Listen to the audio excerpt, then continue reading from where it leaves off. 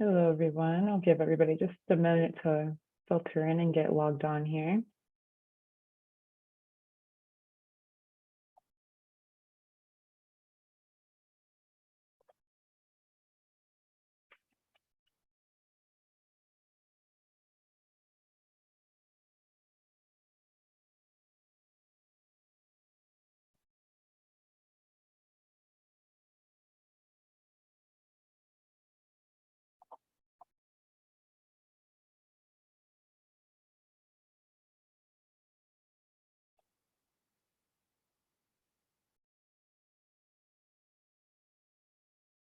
All right, in the interest of time, I'm going to go ahead and get started. So hello, everyone. My name is Brianna Montgomery, and I would like to welcome you to the Autism Intervention Research Network on Physical Health, the AIRP October 2022 webinar. Thank you all for joining us today. Because of the number of participants, your audio will be muted throughout the call. However, you can submit questions at any point during the presentation via the Q&A feature or in the chat box on your webinar console. Just a friendly reminder to please be respectful when communicating in the chat and asking questions, and note that only questions or comments pertaining to the presentation will be addressed. This entire webinar is being recorded and will be available on the AIRP website, and I will put that in the chat momentarily. You may also view the presenter slides to follow the presentation on our Google Drive archive. That link will also be in the chat momentarily. There will be a short evaluation at the close of the webinar. We invite you to provide feedback on this webinar and also provide suggestions for future webinars. In the interest of time, let's get started. Next slide, please.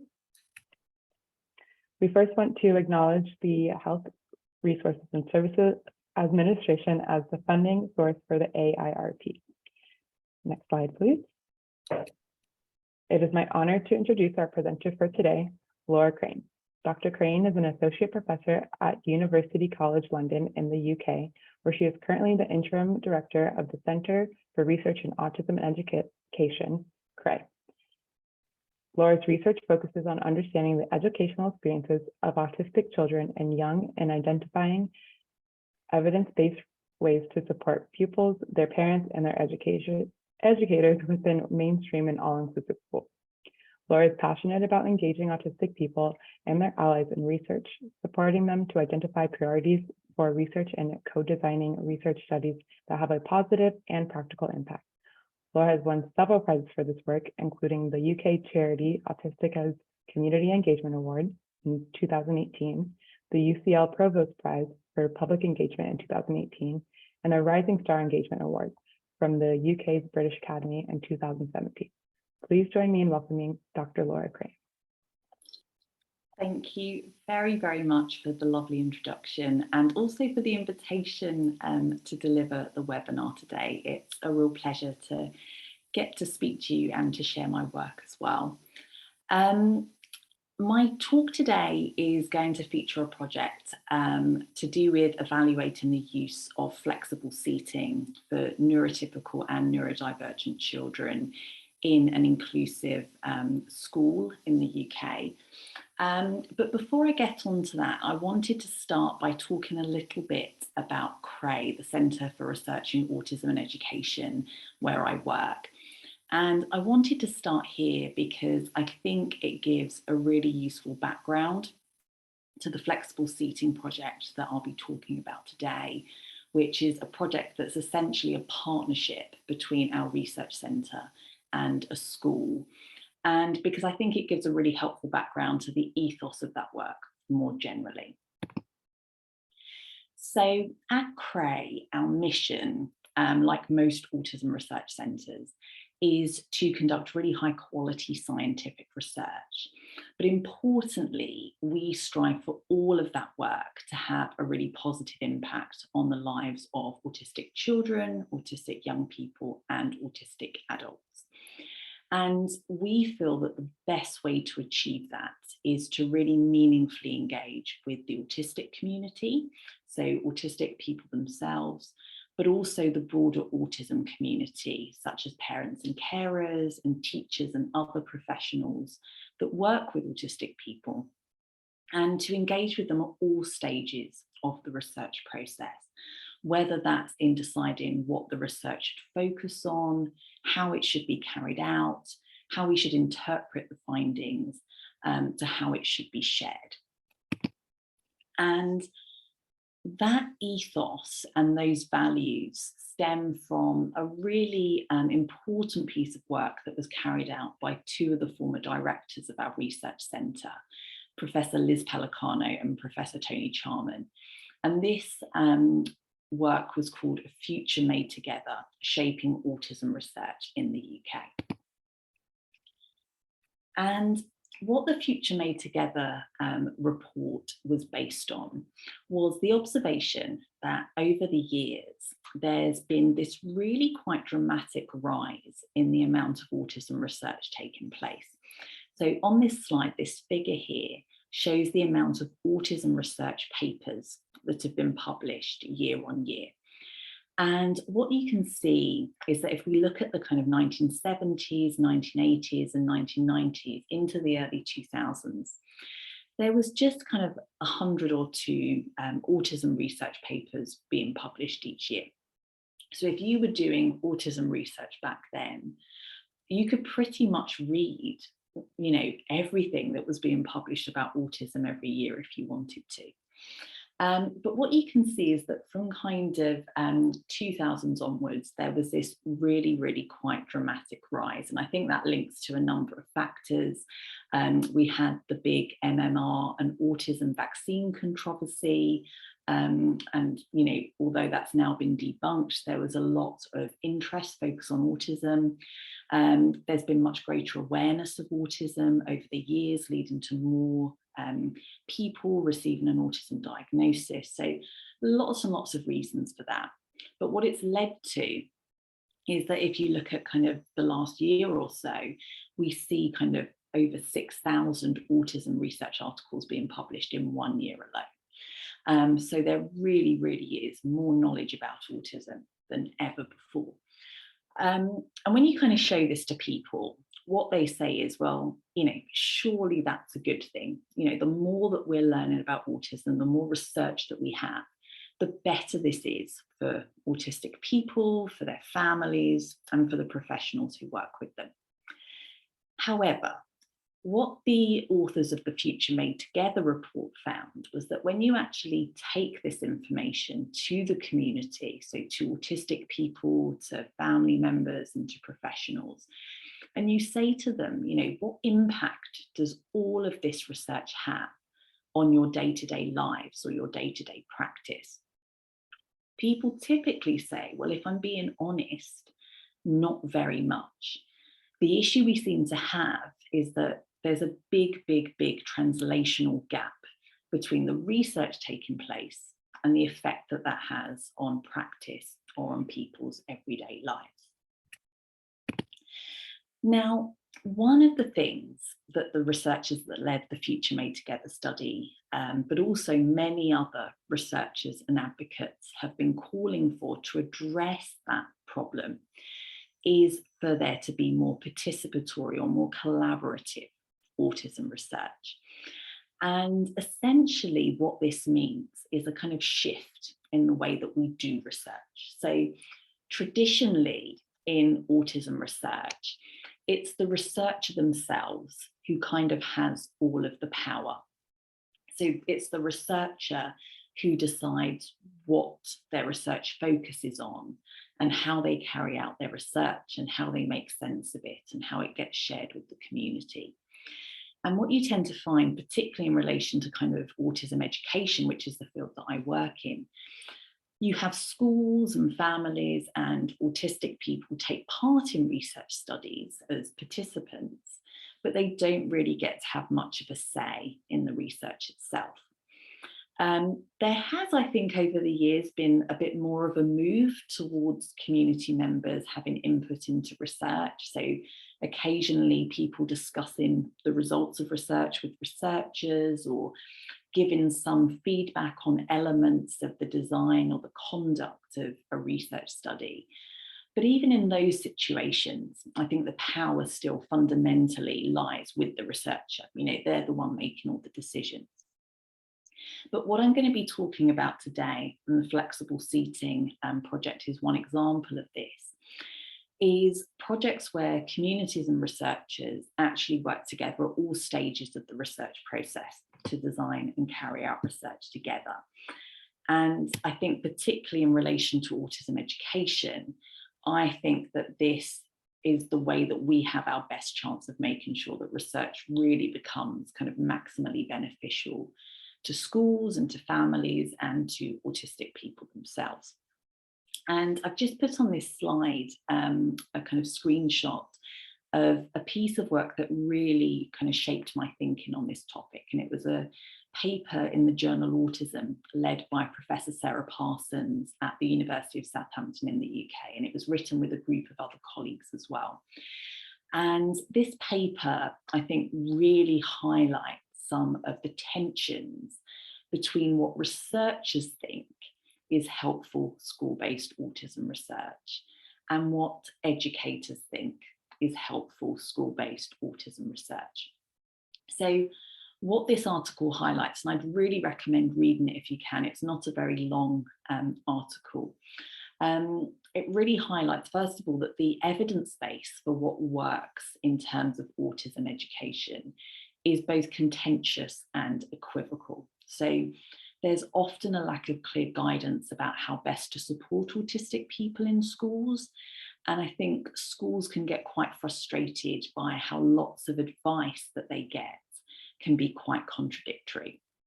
And the result of that is that schools can often veer towards quite popular, but not always evidence-based approaches towards supporting their pupils.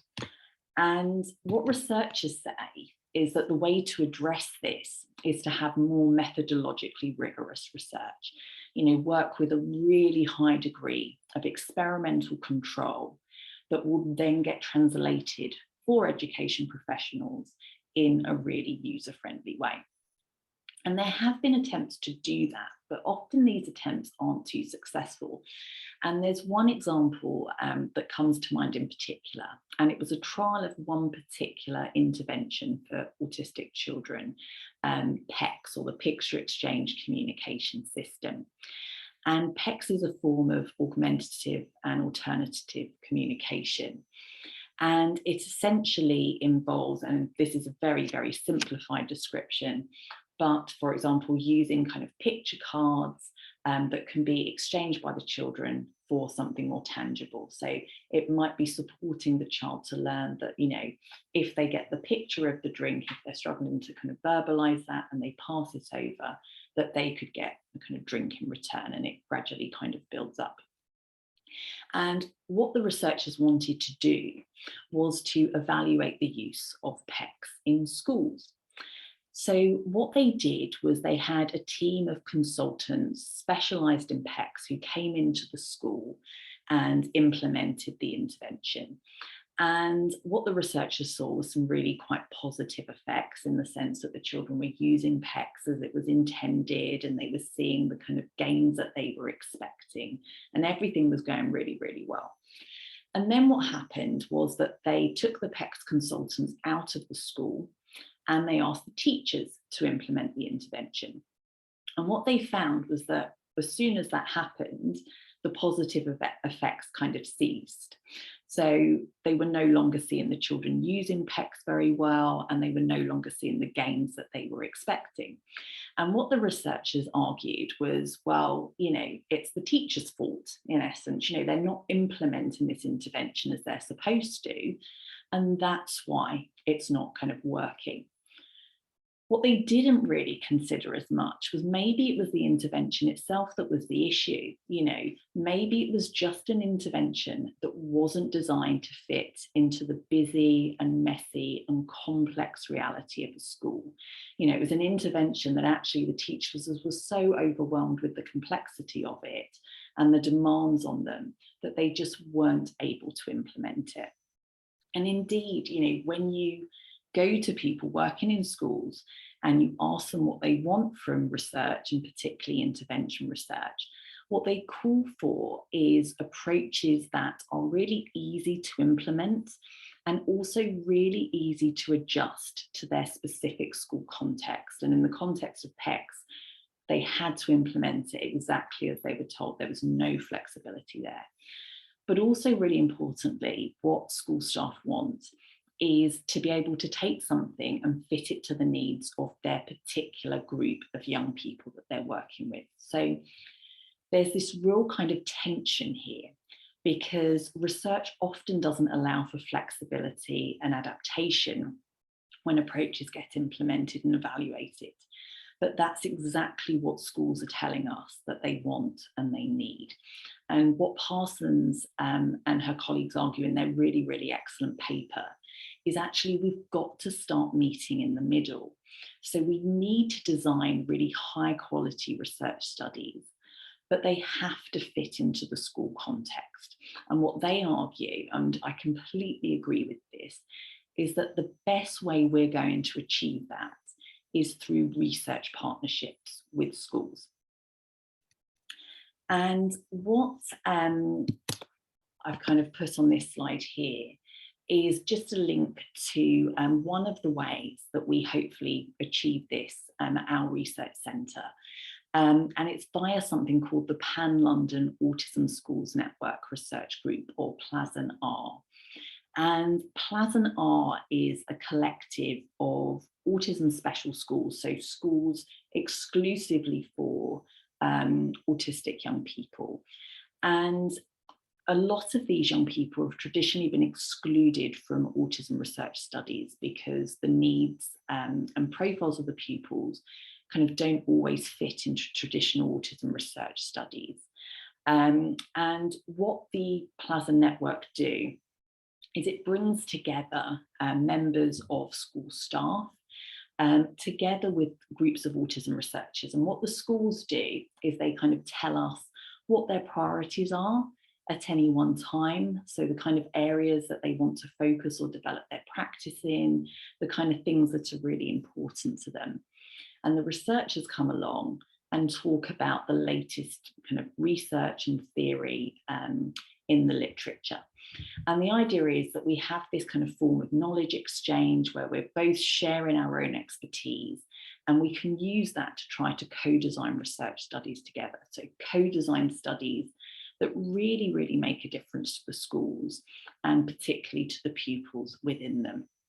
And I think what's particularly nice about this network as well is that it's co-chaired. So I'm the academic chair of the network, and my colleague Lucia Santi, who's a head teacher at one of the schools, is the school's co-chair. So it's a really, really nice example of a kind of equal and collaborative partnership between researchers and schools. And I know I'm supposed to be talking about flexible seating this evening, and I absolutely will get on to that. But I just wanted to mention very briefly one of the projects that we did as part of the PLASN network. And it's a project that I'm really, really proud of for a variety of different reasons. And this was in collaboration with one of our schools called Priors Court. And Priors Court is a specialist residential school for autistic children and young people with really quite complex needs. So as well as their autism diagnoses, these young people often have a range of other diagnoses as well. Many have intellectual disability, many use little or no spoken language, and many need 24-hour care and support. So it's thought that the needs of these young people are kind of met in this more specialist provision with specialist services and support staff, as opposed to being in a more inclusive school. And it's a residential school. So the children and young people have a waking curriculum in the day, but also have support in their residential settings in the evenings as well. So it's kind of 24-hour care. And I wanted to mention this school in particular because Priors Court is a really, really engaged school, really keen to engage in research. But actually relatively few researchers approach this school to do research because often the young people there don't meet inclusion criteria for research studies. So, you know, their IQs might not be in the typical range, they may not be able to engage with the assessments that researchers use, and they may not have the spoken language to kind of take part in interviews with researchers, for example.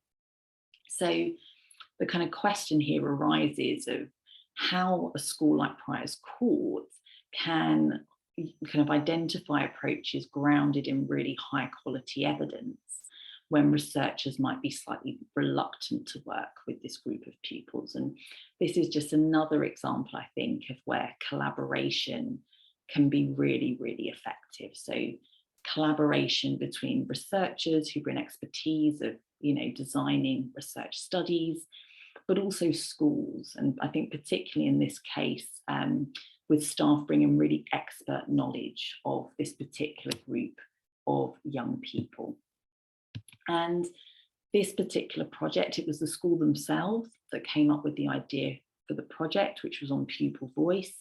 It's a really kind of major topic within education generally, but I think within the context of this school, it's particularly important when, not many people confidently speak the language of this group of pupils. So we designed a study to try to kind of support the voices of pupils and to really understand kind of their wants and their needs. And again, it was a collaboration between myself as an academic researcher and the wonderful Nora Richards, who was a practitioner at the school.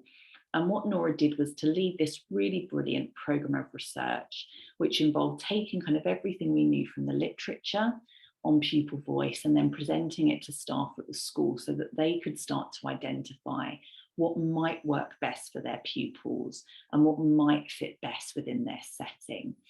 And what the staff came up with was a kind of hybrid of lots of different approaches that was termed the talking wall, which Nora then went on to develop and to implement across lots of different classes of the school.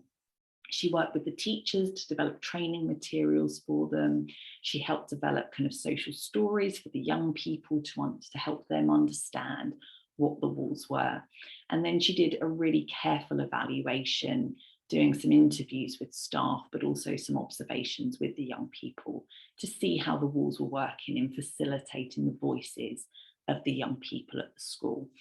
And the results of this study have been published. And they essentially showed that the walls were a really promising method for eliciting the views and perspectives of this group of young people.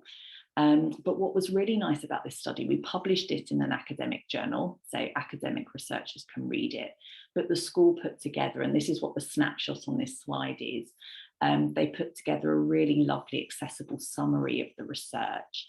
And also along with all of the published materials, the training materials for teachers and the social stories have all been made available. So if someone working in a school is interested in this approach and wants to implement it in their setting, they can literally take everything we've created and implement it and adapt it to their particular context. And I think I wanted to mention that study just because I think it's one example of how collaboration in autism education research can be so important, particularly with a group that can often be quite hard to include for a variety of reasons in research studies. So what I'm going to move on to now is a different project, but one with a very, very similar ethos and approach to that we did at Prior's Court School. And this is a partnership that we had with a school called Mayflower Primary School. And this is a new piece of work. We're still analysing the data at the moment, but this is our study looking at this model of flexible seating. So I mentioned earlier our Pan-London Autism Schools Network, which focuses exclusively on specialist schools for autistic young people.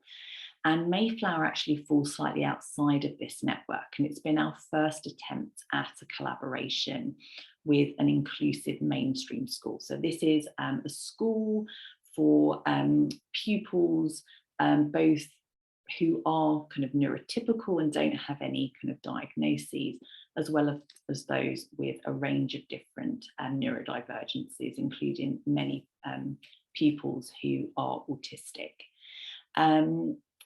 This school really welcomes all learners and aims to meet the needs of all of them.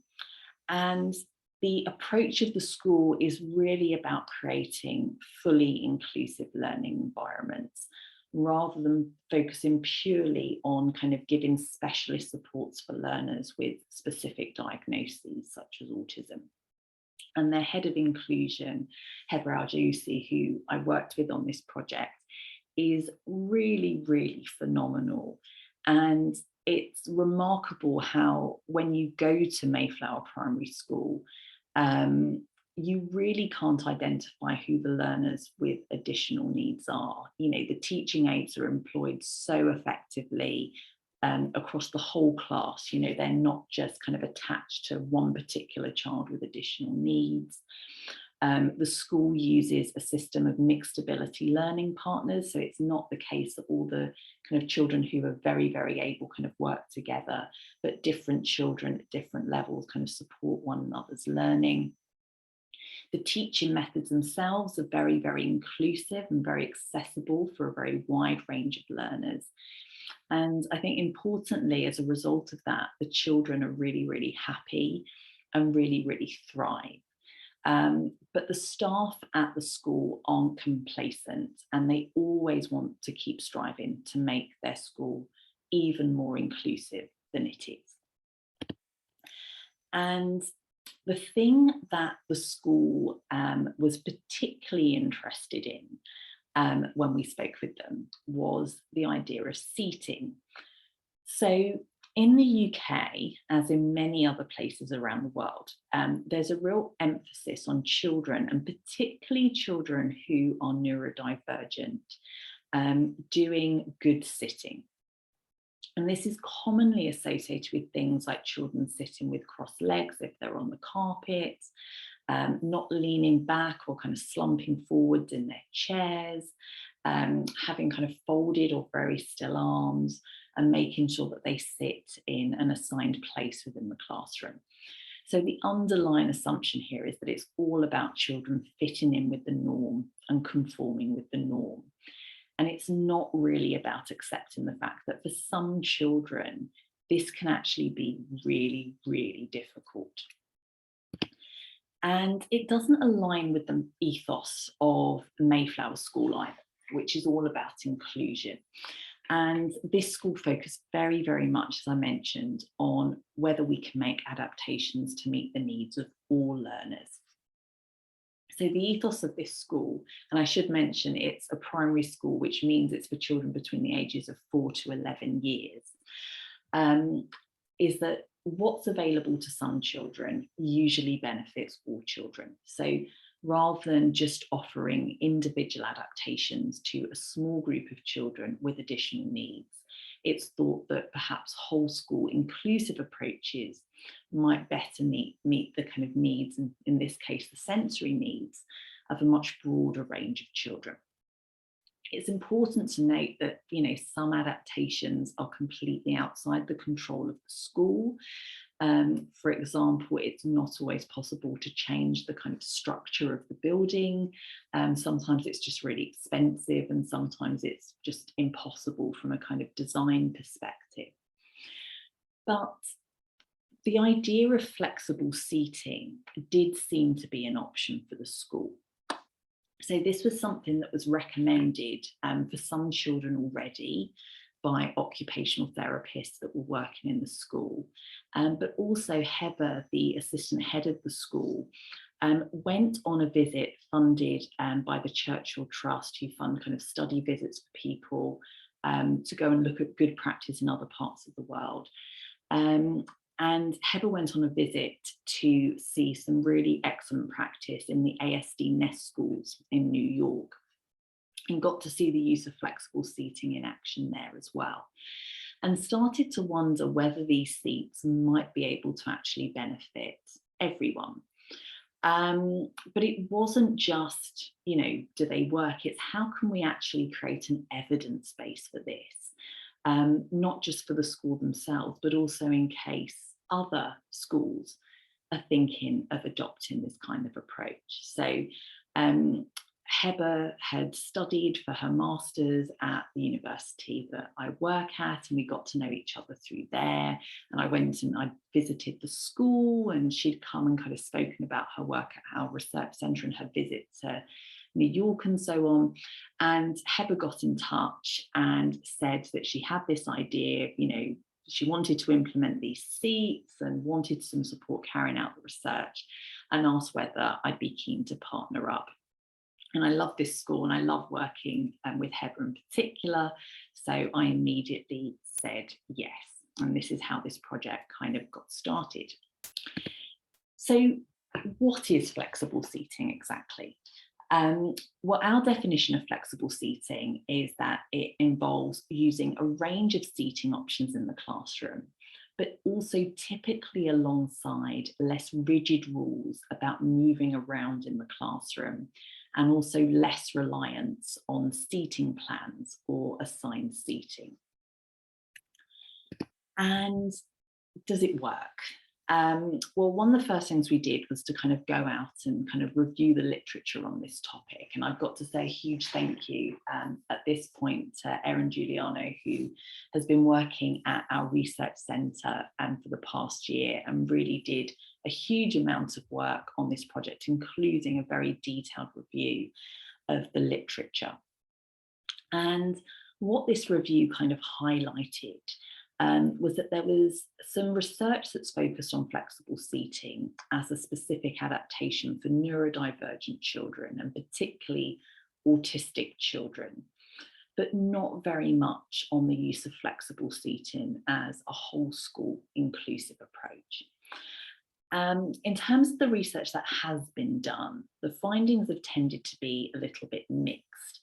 And this has been attributed to a variety of factors, but typically it's thought that different seats may vary in effectiveness. And I'll talk in a little bit about the different seats that were implemented at the school.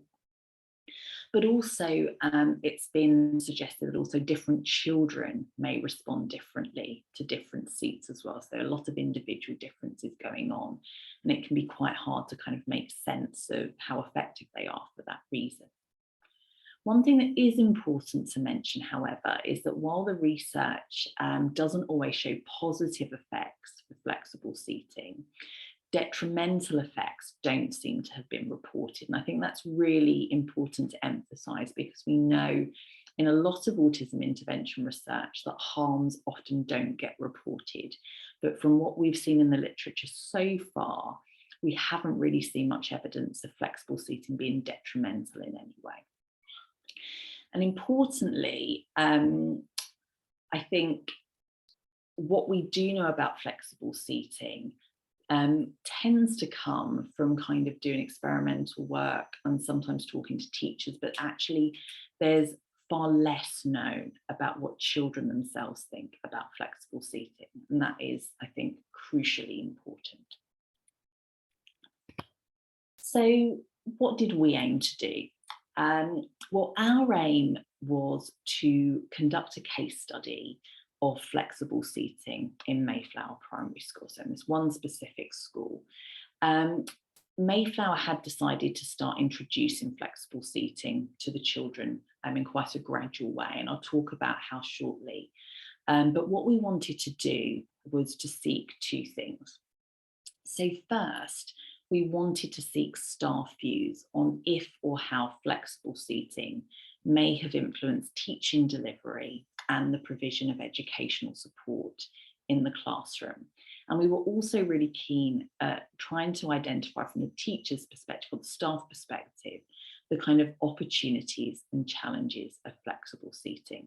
And we thought the kind of staff view was really important because, after all, it will never ever work if all of the staff at the school hate it, if they're not on board with having a child kind of bouncing in the corner as they're trying to kind of deliver their lesson plan, for example.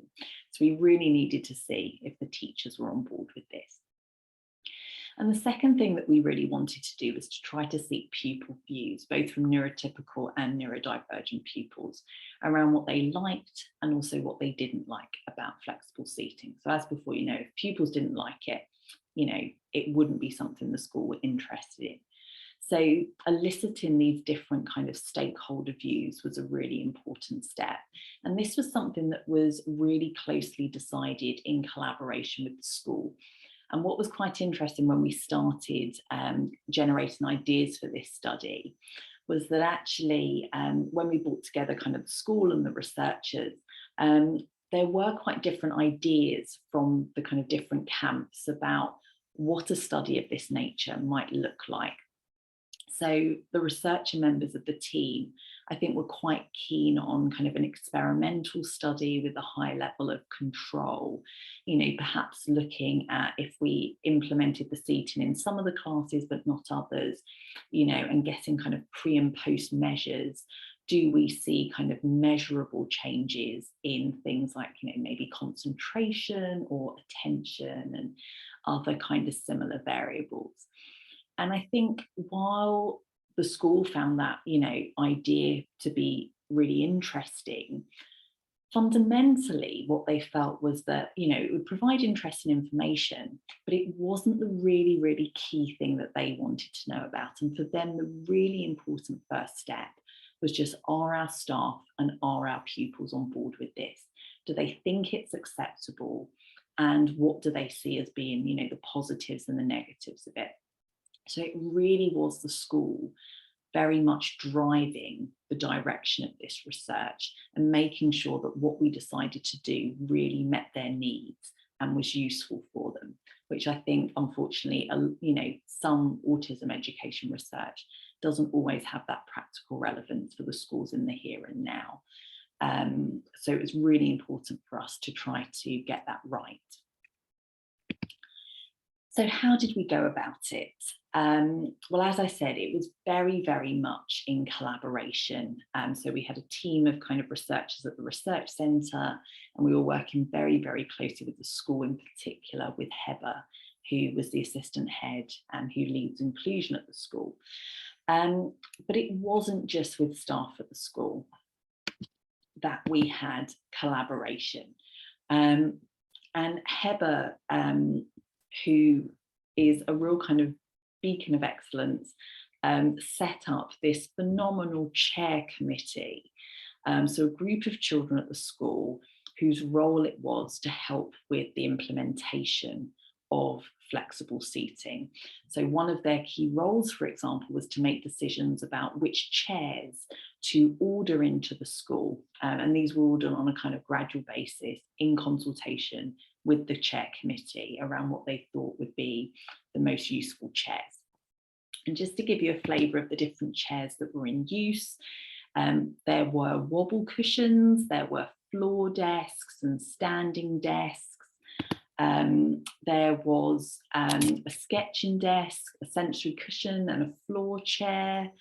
There was also a kind of wobble stool and a floor rocker, and also a ball chair, although the ball chair didn't last very long. I remember a frantic message from Heber one day saying that there was a huge disaster because they'd spent all of this money on these ball chairs, and then the children were kind of bursting them with their pencils. So the ball chairs were one of the first to kind of be discarded because it was too expensive, and the chair committee kind of agreed with the fact that it wasn't practical to have at the school. So we didn't see very much the ball chairs, but we did see the others. And we also had rocking chairs, and importantly as well, the regular classroom chair did stay. In terms of kind of collecting data on how everything worked, data collection in the school took kind of 3 to 4 days, and this was conducted by Heber, who's on the left, along with Aaron and Taylor, who are 2 members of our research team at CRAE. They went into the school, and we had almost every child, I think, at the school involved in our study. So in total, we collected data from 315 pupils, 57 of whom were neurodivergent. And we worked really, really closely with the school as well to try to identify the very, very best ways to elicit the young people's views on what they thought about the chairs. So we developed some kind of accessible surveys. And what I mean by accessible is that we worked with the school to make sure that when we were asking them questions about their thoughts on the chairs, they had all of the kind of educational supports that they would normally have in the classroom. So things like word banks to help them generate descriptions and so on, available to them to support them with answering the questions that we were posing to them. And we also tried to design activities that were very closely aligned with things that the children would typically be exposed to within their day-to-day activities at school. So in the picture on this slide here, for example, the children are taking part in an activity called Head Teacher for the Day, where they worked in groups, which is something they're very used to doing in terms of working collaboratively. They were told that they were going to be head teacher and that they were within a kind of set of kind of boundaried rules. They would get to design the kind of chairs that would go into a classroom. So they were told, for example, they had to use the chairs that were already in Mayflower. They couldn't just pick one that they'd been using at home. They had to kind of keep tables in the classroom as well, and they had to keep the kind of number of children. But the idea was that they would work collaboratively, make some decisions, and then present their ideas, both to the researchers and also to the other pupils. And I think the other thing to mention as well, and this was something that the school really emphasised, was the need for our research team to be very embedded within the school.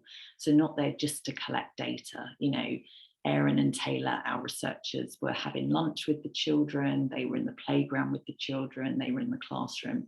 You know, they were a real part of the school community to help kind of build that trust and to reduce any anxiety for the children as well. So we collected lots of data through their methods. And we're still analysing it at the moment, but I can give you a kind of snapshot of some of our initial findings. So although we're still kind of analysing differences between the neurotypical and neurodivergent children, overall what we found was, first of all, children had some kind of clear preferences for certain chairs over other chairs. So in particular, the rocking chairs and the wobble stools were rated very, very positively. So the chairs that really facilitated movement in the classroom. We also kind of had some qualitative data trying to identify from the children, you know, the factors most important to them. And the kind of things that came up here were things like concentration.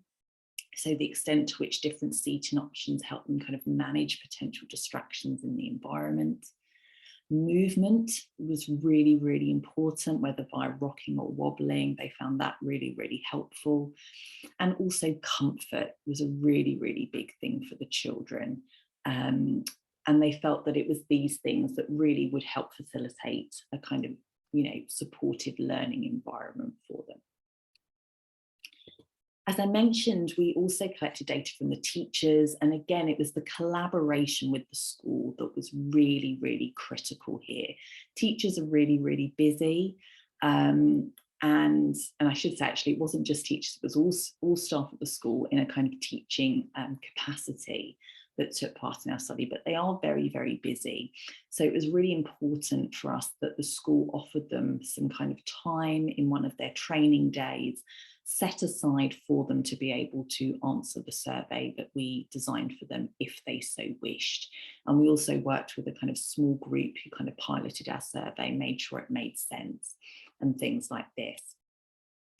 And what we found from this was that we had 33 staff across the school take part, and they were overwhelmingly positive around flexible seating. So 30 of the 33 said they'd recommend it to other schools. The 3 that didn't recommend it didn't say that they wouldn't, but they weren't sure that they would definitely recommend it to other schools. But if they did feel it would be useful, they said it would be helpful as a kind of cross-school strategy for all age groups and for all pupils, so not something kind of targeted to particular pupils. And what was interesting as well was that, just like the children, the teachers had really clear preferences for certain chairs over the others, and they particularly liked the same chairs that the children picked. It was the rocking chairs and the wobble stools as well, for very, very similar reasons to the children as well.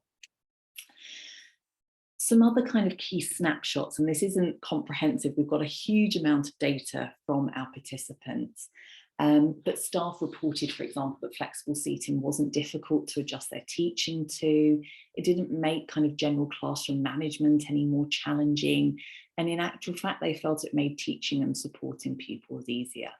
And although we've not been able to kind of verify any of the potential benefits of flexible seating, I've just put on the slide a few areas that staff felt that the chairs helped the pupils with. So things like engagement, behaviour, comfort, mood, motivation, and collaborating with peers, for example, were all things that staff felt improved upon the introduction of flexible seating. So it gives us some really helpful clues if we do go on to more experimentally examine flexible seating around the kind of variables that we might decide to look at.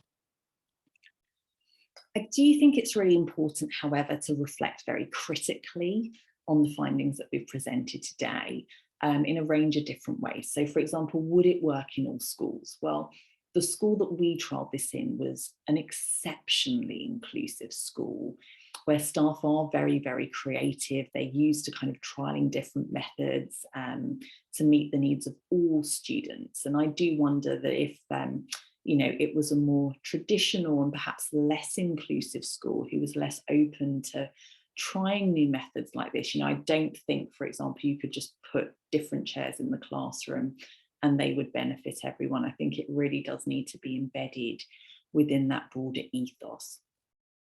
I think, we need to think about slightly older children as well. So we trialled this in a primary school, so children between the ages of 4 to 11.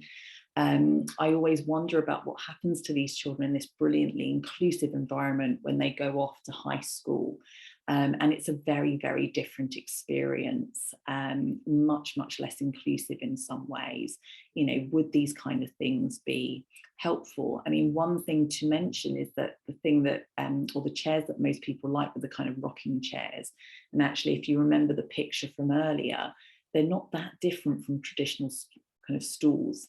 And you do tend to find actually that some children do rock on the traditional stools and just fall over anyway. So it might not be too much of an adaptation for some of the chairs. And the other thing I think it's important to reflect on is whether it works in isolation. This is not the only kind of sensory adaptation that the school uses. And it might be that because it's coupled with a host of other things as well, that's what makes the children feel most comfortable. So those are all kind of things that we'll be reflecting on as we're kind of finishing analysing our data. Just before I kind of finish up now, I'll reflect on the results, but I also just wanted to reflect a little bit on the kind of collaborative aspect of the research.